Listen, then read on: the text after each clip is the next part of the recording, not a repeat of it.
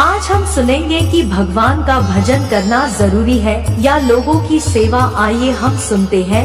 एक राजा बहुत बड़ा प्रजापालक था, हमेशा प्रजा के हित में प्रयत्नशील रहता था। वह इतना कर्मठ था कि अपना सुख ऐशो आराम सब छोड़कर सारा समय जन कल्याण में ही लगा देता था।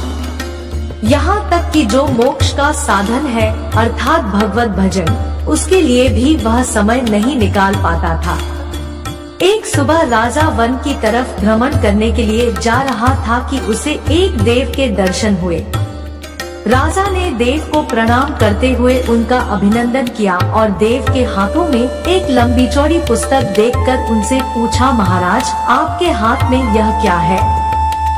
देव बोले, राजन यह हमारा बही खाता है जिसमें सभी भजन करने वालों के नाम है। राजा ने निराशायुक्त भाव से कहा, कृपया देखिए तो इस किताब में कहीं मेरा नाम भी है या नहीं। देव महाराज किताब का एक एक पृष्ठ उलटने लगे, परंतु राजा का नाम कहीं भी नजर नहीं आया।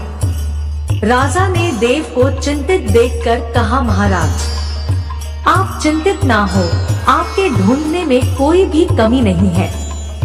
वास्तव में ये मेरा दुर्भाग्य है कि मैं भजन कीर्तन के लिए समय नहीं निकाल पाता और इसीलिए मेरा नाम यहाँ नहीं है।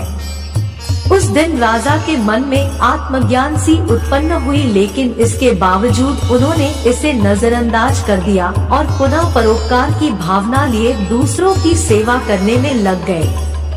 कुछ दिन बाद राजा फिर सुबह वन की तरफ टहलने के लिए निकले तो उन्हें वही देव महाराज के दर्शन हुए। इस बार भी उनके हाथ में एक पुस्तक थी।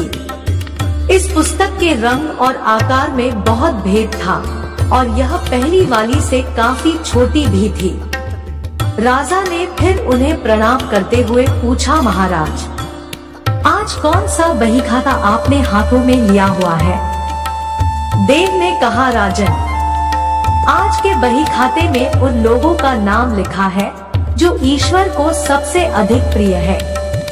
राजा ने कहा, कितने भाग्यशाली होंगे वे लोग, निश्चित ही वे दिन रात भगवत भजन में लीन रहते होंगे। क्या इस पुस्तक में कोई मेरे राज्य का भी नागरिक है? देव महाराज ने बही खाता खोला और ये क्या, पहले पन्ने पर पहला नाम राजा का ही था। राजा ने आश्चर्यचकित होकर पूछा, महाराज मेरा नाम इसमें कैसे लिखा हुआ है?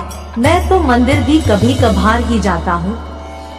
देव ने कहा, राजन इसमें आश्चर्य की क्या बात है?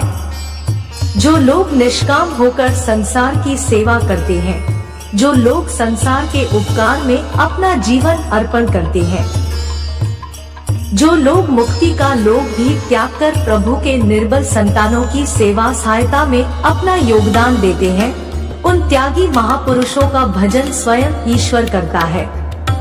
ऐ राजन तू मत पछता कि तू पूजा पाठ नहीं करता, लोगों की सेवा कर, तू असल में भगवान की ही पूजा करता है। परोपकार और निःस्वार्थ लोक सेवा किसी भी उपासना से बढ़कर है।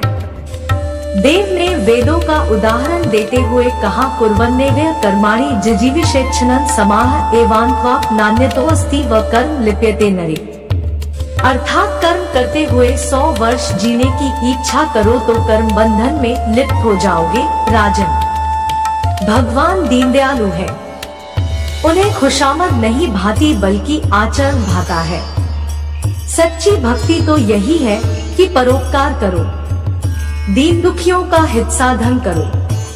अनाथ, विधवा, किसान व निर्धन आज अत्याचारियों से सताए जाते हैं, इनकी यथाशक्ति सहायता और सेवा करो और यही परम भक्ति है। साथियों वीडियो अच्छा लगा हो तो चैनल को सब्सक्राइब करें। धन्यवाद।